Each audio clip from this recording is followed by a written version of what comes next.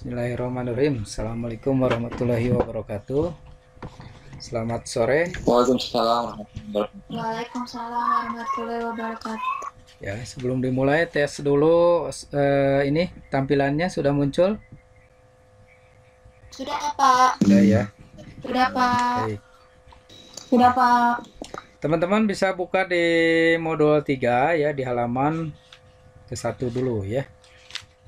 Baik. Yang pertama kita belajar mengaplikasikan tentang return ya. Awas jangan sampai salah menyebut return. Nyebutnya return ya. Jadi modul 3 ini kita belajar return dan risiko. Yang pertama kita belajar dulu return dan risiko aset tunggal ya. Nah, di dalam return ini ya, aset tunggal, kita belajar tentang istilahnya return realisasian. Gitu ya. Jadi yang pertama ini kita belajar return realisasian. Return realisasian itu apa ya? Kalau saya bahasakan, return realisasian itu imbal hasil yang real ya, berdasarkan historis. Ya, karena di sini contohnya saham, berarti returnnya itu berdasarkan historis harga saham yang sudah terjadi. Gitu. Nah, rumusnya yang pertama ya, return realisasian itu dibagi jadi dua, ada total return, ada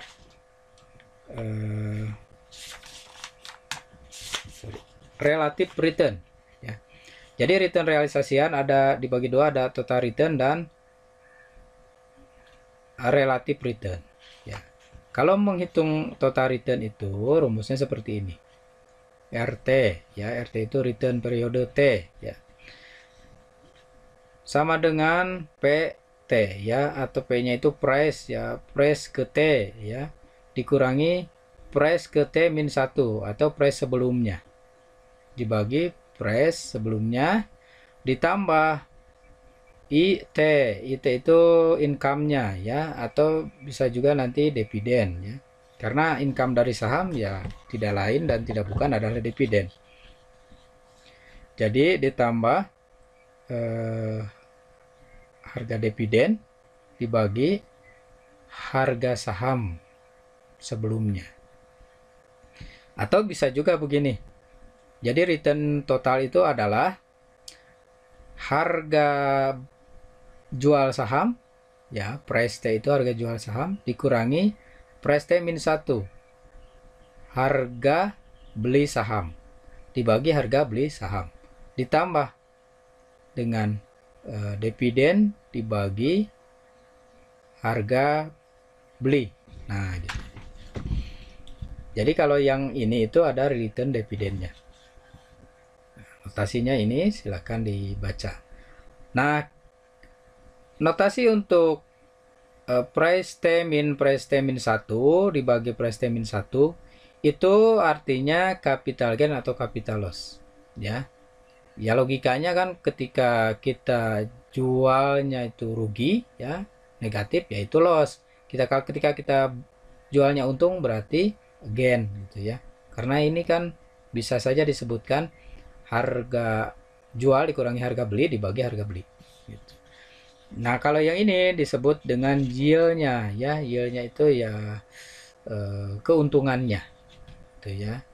Nah, keuntungan dari saham itu kan atau nilai lebihnya ya. Nilai lebih dari saham itu kan dividen. Nah, itu kita bisa sebut dengan yield. Contoh 3.1. Harga saham Waskita ya, dibelinya 2.210, dijual 2.830. Berarti ketika ditanya return realisasiannya ya, yang sudah terjadi berapa returnnya, kita tinggal masukkan saja harga jual dikurangi harga beli dibagi harga beli, ditambah dividennya ada nggak? Oh nggak ada, 0 dibagi dengan harga beli, 0 dibagi harga beli ya 0. Ini kan berarti tinggal selisih antara harga jual dengan harga beli.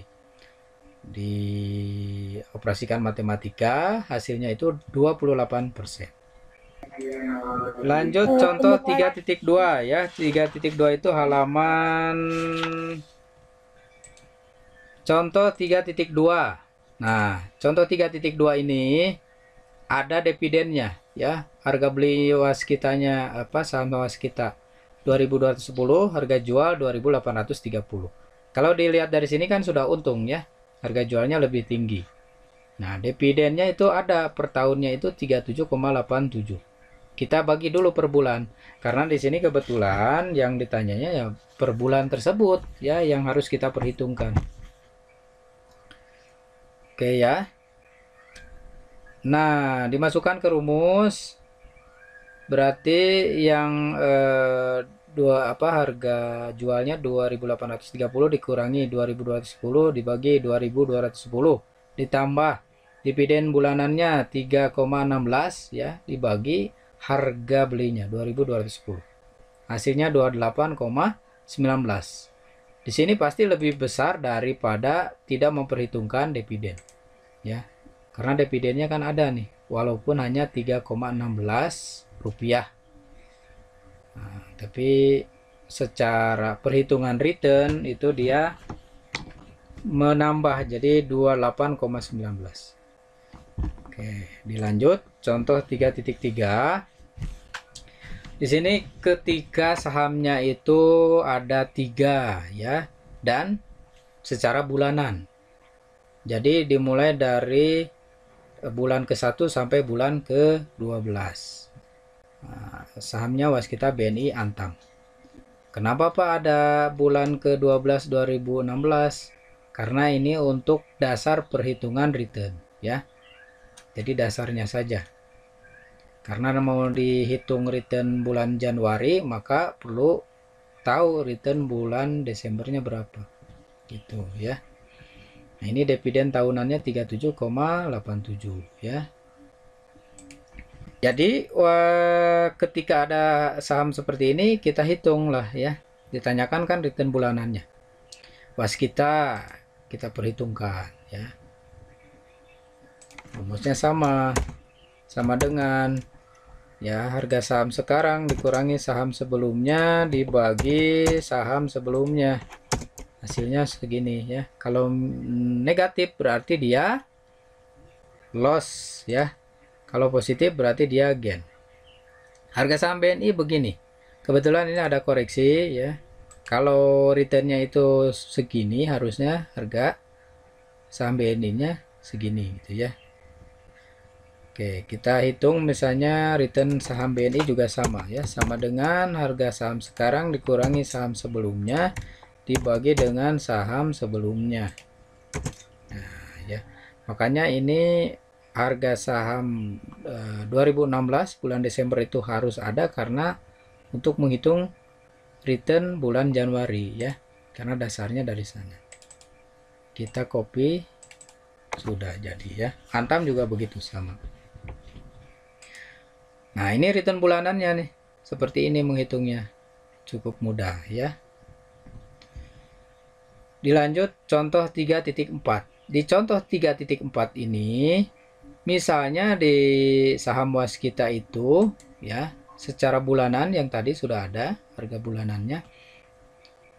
Kita perhitungkan dividennya. Dividennya itu kan per tahun 37,87. Ya. Berarti ketika menghitung capital gain atau loss-nya itu kan sama ya. Sama dengan harga sekarang dikurangi harga sebelumnya dibagi harga sebelumnya. Nah, dividen yield-nya bagaimana menghitungnya? Berarti sama dengan harga dividen. Maaf, dividen per tahunnya 37,87 dibagi 12 ya. Dibagi harga saham sebelumnya. Ini koma ya berarti. Nah, ya. Rumusnya yang ini kan, ya, dividen yield yang ini ya. Kalau capital gain atau loss itu yang ininya, yang ininya yang kita pindahkan ke sini. Udah kita copy saja langsung kita totalkan return totalnya jadi berapa? Jadi capital gain atau loss ditambah dividen yield sama dengan return total. Ya kan? Tinggal copy ke bawah. hasilnya seperti ini.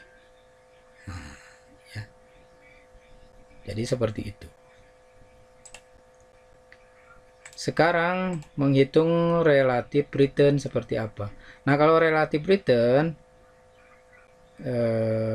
penyebutnya itu tidak dikurangi harga sebelumnya ya. Jadi cukup price pada periode ke T dibagi periode sebelumnya. Dividen juga begitu ya. Kalau dividen hampir sama hampir sama. Dividen juga hampir sama ya. Dividen dibagi harga sebelumnya. Contohnya ketika tabel saham was kita ya ditanyakan relative returnnya dengan dividen diperhitungkan, maka yang kita hitung relative returnnya dulu ya. Capital gain atau lossnya ya, di sini itu capital gain atau loss ya, tambah dividen yield sama dengan total relative return. Yang bulan Januarinya berarti capital gain atau lossnya berarti ya, rumusnya yang ini, perhatikan harga sekarang dibagi harga sebelumnya. Cuma sesimpel itu saja. Dividen yieldnya juga begitu. Dividen yieldnya itu kan 37,87 per tahun ya, dibagi jadi per bulan, dibagi lagi dengan harga sebelumnya. Jadi tinggal di copy ke bawah. Relative returnnya ya tinggal ditambahin saja capital gain atau loss ditambah dividen yield. Udah jadi relative return ya. Kalau yang ditanyakan hanya satu saham kan ini doang ya. Tapi kalau bulanan ya harus bikin tabel.